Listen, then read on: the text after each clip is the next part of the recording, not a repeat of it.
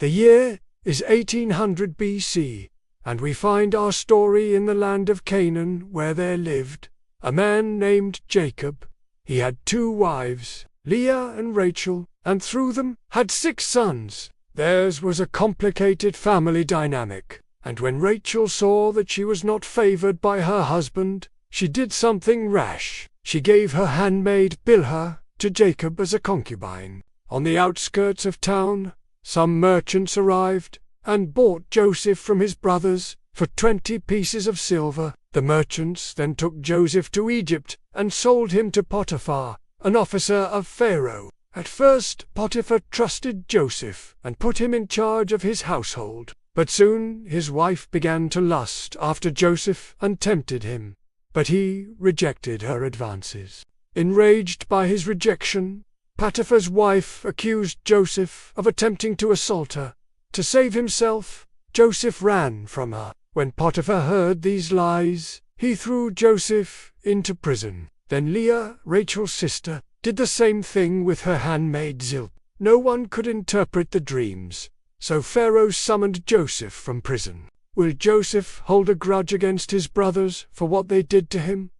Find out next time on The Chosen. Want to watch the full episode? Click here. Don't forget to subscribe so you don't miss out on new episodes every week. Joseph's brothers had betrayed him and sold him into slavery, yet God had used that betrayal to make him the ruler of Egypt. This story teaches us that God can take our hurts and use them to make us stronger and wiser. It also shows us the importance of forgiveness, as Joseph forgave his brothers and became a leader who saved his people from famine. Stay tuned for more exciting stories from the Bible.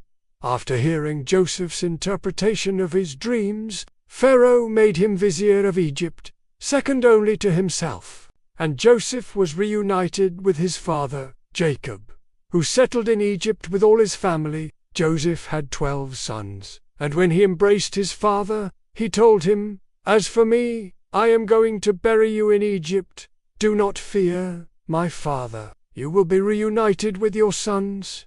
And so Joseph's dreams came true. But his story doesn't end here. This made Jacob very angry. He confronts Rachel and says, "Why have you done this to me? Is my authority so despised that you have taken my bed?" Rachel responds, "If only you had favored me and not my sister, I would not have done this. Am I in your eyes like one of the maids?" And Jacob slept with Leah that night. Leah conceived and bore a son and called his name Asher. Not long after, Leah conceived again and bore another son, and she called his name Is. Meanwhile, their brother Zebulun had been born.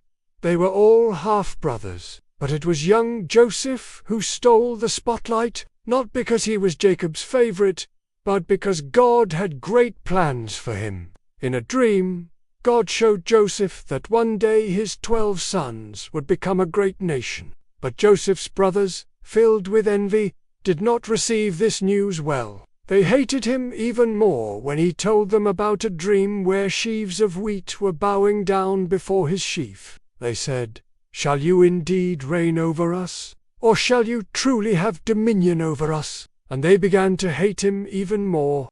Years passed, and Joseph grew into a fine young man, but his brothers could not bear to be around him any longer. So they devised a wicked plan to get rid of him. One day they told their father, Jacob, that Joseph was gone and that they had killed him. They dipped a blood-stained coat in an animal's blood and brought it back to their father.